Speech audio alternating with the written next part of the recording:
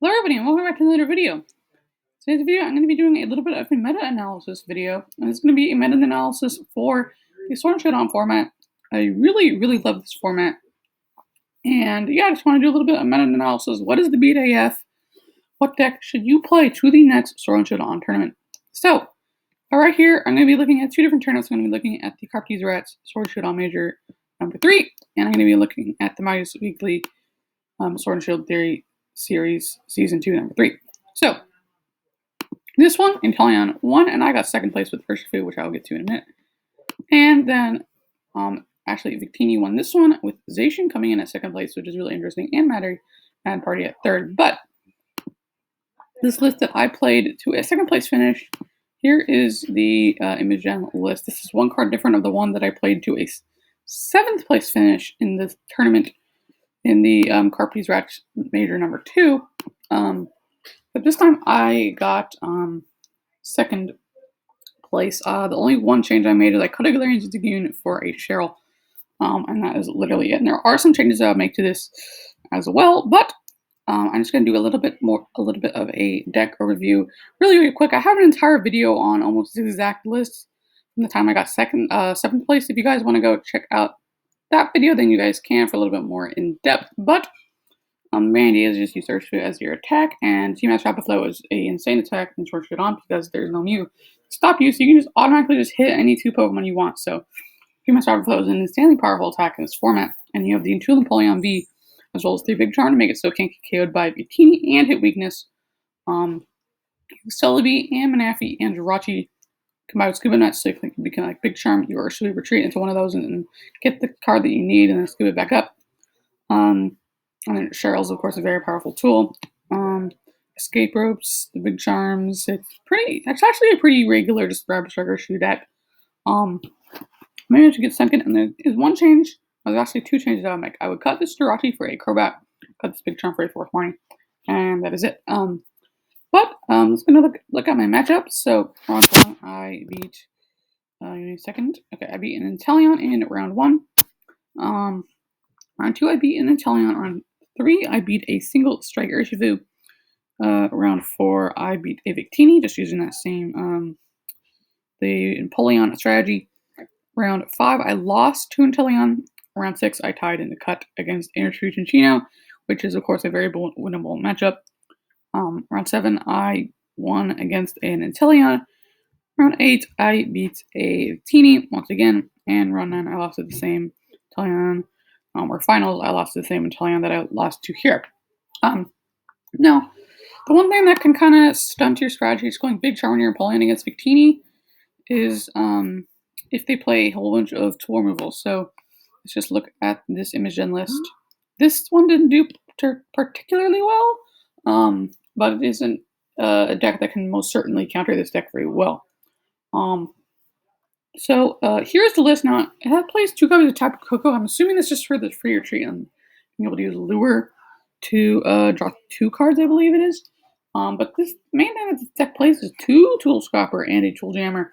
And when I was looking through the metagame, I was terrified that I was going to hit this 15. I'm like, oh my gosh, they played 3 tool removal. It's just horrible. Yeah, I was terrified I was going to hit this and just get destroyed because tool removal is what beats the strategy of the Big Charm on the Napoleon strategy. There was actually the term I got 7th place with last time. They only played a single Tool Jammer, and I got destroyed by a single Tool Jammer. So having those extra 2 Tool Scrapper in there as well was just terrifying. Luckily, they didn't do too well, so I didn't end up hitting them. But that is just the thing that counts as Napoleon strategy. If you want to beat this kind of build of Rapid Strike Urshifu, definitely play a tool removal because that's what's going to really bring you through the matchup. Here is actually the Mad Party list that did pretty well in the Sword and Shield tournament. So it's basically, it's kind of interesting to see because you have the 4/4 Poltergeist, Poltergeist, and a 4 Bundle B4 to donate 4 Meister Rhymes. All your Mad Parties have also 1 Ringaroo, 1 Crobat, 1 Meowscarada. It's really interesting to see the stack surviving post-rotation when it loses.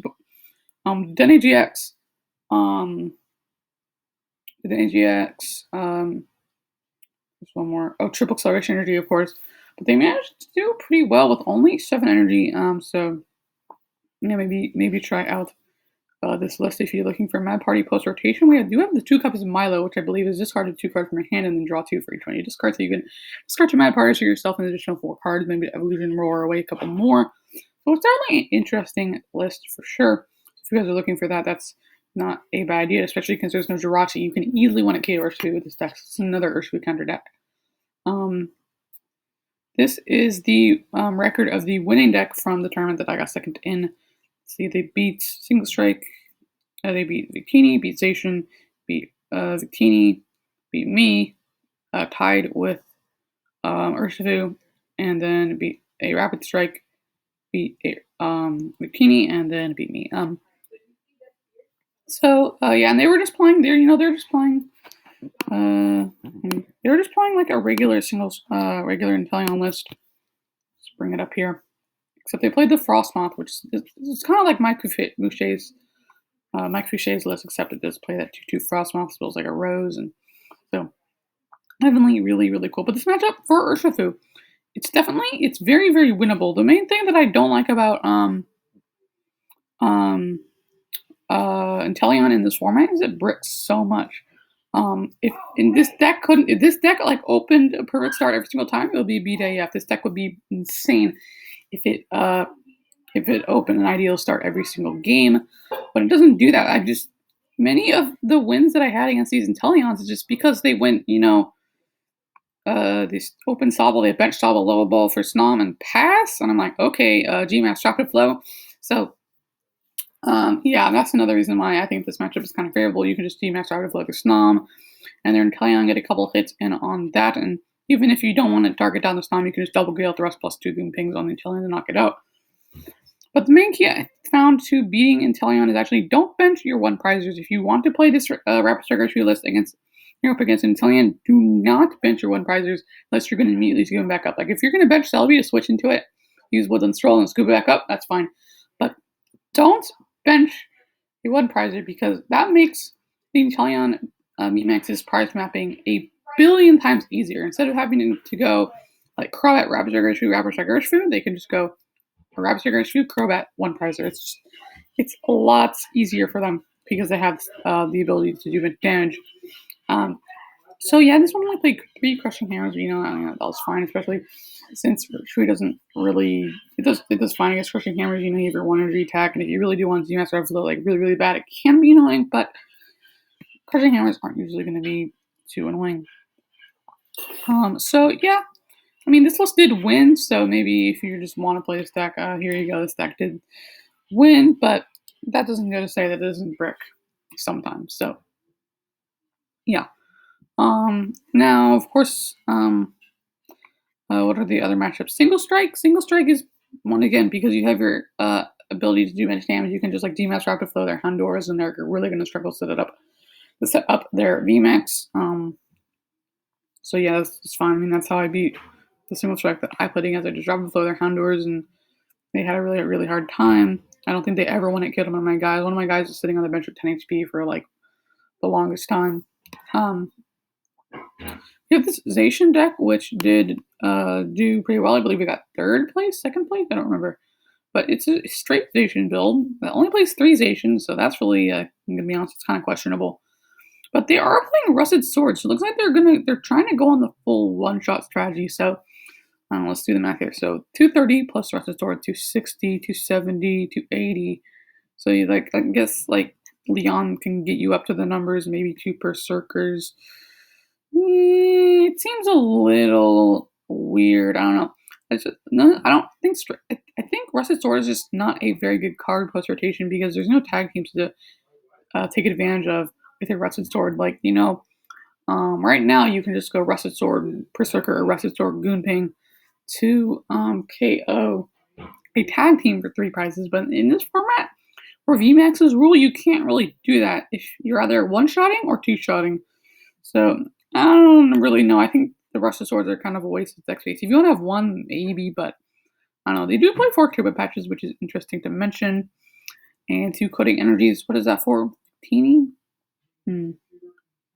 I mean, Victini one-shots you energies, one-shots you anyway, so I'm not sure what that would be useful against. I guess maybe your Zamazenta. What prevents damage? I don't know. Oh, I guess Coding Metal just prevent the baby Cinderace V or baby Victini V from KOing you, so I guess that's probably okay. But this is interesting. Definitely not your traditional Sterilization build, just going full, trying to get everything on as fast as you can. Plays more of like, damage buff kind of thing. Um, Here are the standings again. Let's see. We have the Urswitch and Sheena deck, which is something I have been playing around with, but it's just this might actually just be the best way to play Urshifu. If you really do want to play it, but this deck is definitely more consistent than this one. I open dead hands sometimes with this one. So if you do want to play this deck, beware. But I do think this deck is a little bit more straightforward and more easier to play. But yeah, I just want to do a little bit of meta analysis. I do think that Rapid Trigger Shoot is the best deck in the format with not too many psychic threats. I mean, Dragapult you probably just lose to, but that's not a very popular deck in the first place. So like all mainstream decks, Victini mainly actually, you win. Victini is such a ridiculously good matchup with Empoleon, Big Charm package. But yeah, that's going to do it for today's video. If you guys liked it, don't forget to leave a like. And if you guys want to see more, don't forget to subscribe. As we do a whole bunch of Pokemon trading card game deck profiles and stuff like that. If you guys want to go check out my Twitter, at Professor Pokey, don't forget those 3 S's, very important. But yeah, that's going to do it for today's video. Hope you guys liked it, and I'll see you guys in the next one.